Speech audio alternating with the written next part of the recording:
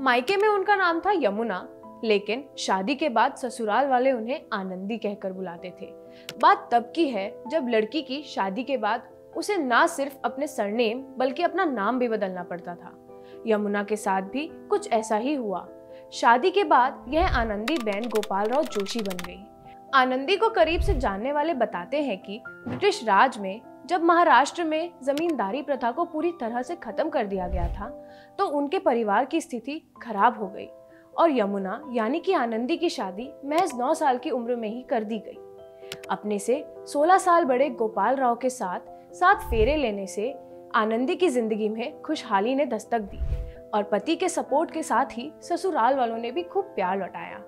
आनंदी अब एक बच्चे की माँ भी बन गई थी, लेकिन उसकी खुशियों को तब ग्रहण लग गया जब मात्र 14 दिनों के अंदर ही उसका बच्चा एक गंभीर बीमारी से पीड़ित होकर इस दुनिया को छोड़ गया। इस घटना ने आनंदी को अंदर से झकझोर दिया।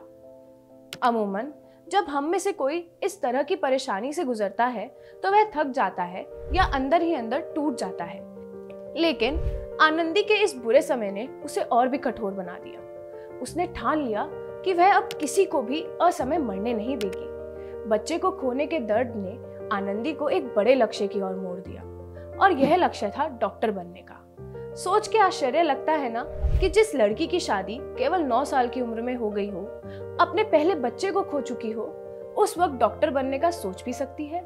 कल्पना से परे लग रहा है ना। यहाँ से आनंदी के एक अलग सफर की शुरुआत होती है। आनंदी अपने डॉक्टर बनने की इस इच्छा के बारे में अपने पति को बताती है।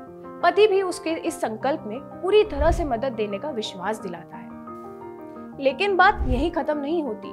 उस वक्त डॉक्टर बनना, और वो भी एक लड़की का, कोई सपने में भी सोच नहीं सकता था। हुआ भी कुछ ऐसा ही।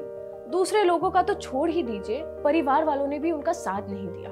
लेकिन पति गोपाल राव ने आनंदी का दाखिला एक मिशनरी स्कूल में करवाया। इसके बाद उन्होंने संस्कृत और अंग्रेजी पढ़ना और बोलना शुरू करा। आनंदी की मेहनत को देखकर उनके पति गोपाल राव ने उस समय के प्रसिद्ध अमेरिकी मिशनरी रॉयल वाइल्डर को पत्र लिखकर मेडिकल के बारे में सारी जानकारी देने की गुजारिश की। मसलन नामांकन कैसे होता है, कैसे पढ़ाई करनी पड़ती है, कब तक पढ़ना होगा आदि। आनंदी की पढ़ाई के लिए कोई भी सहमत नहीं था, क्योंकि उस समय एक हिंदू शादीशुदा महिला का घर से 7 समुंदर पार जाकर पढ़ाई करना बिल्कुल ही स्वीकार्य नहीं था। लेकिन आनंदी कहाँ मानने वाली थी। अपनी धुन की पक्की आनंदी ने पुरजोर विरोध के बाद भी पेंसिल्वेनिया के महिला मेडिकल कॉलेज में एडमिशन लिया और फीस के लिए अपने सारे गहने भी बेच दिए। मेहनत रंग लाई। साल 1886 में 19 साल की उम्र में आनंदी बाई जोशी ने एमडी की डिग्री हासिल कर ली। वह एमडी की डिग्री पाने वाली भारत की पहली महिला डॉक्टर बन गई। डिग्री के बाद आनंदी बाई जोशी भारत लौट आई और कोल्हापुर रियासत के एल्बर्ट एडवर्ड अस्पताल के महिला वार्ड में प्रभारी चिकित्सक के रूप में कार्य करने लगी।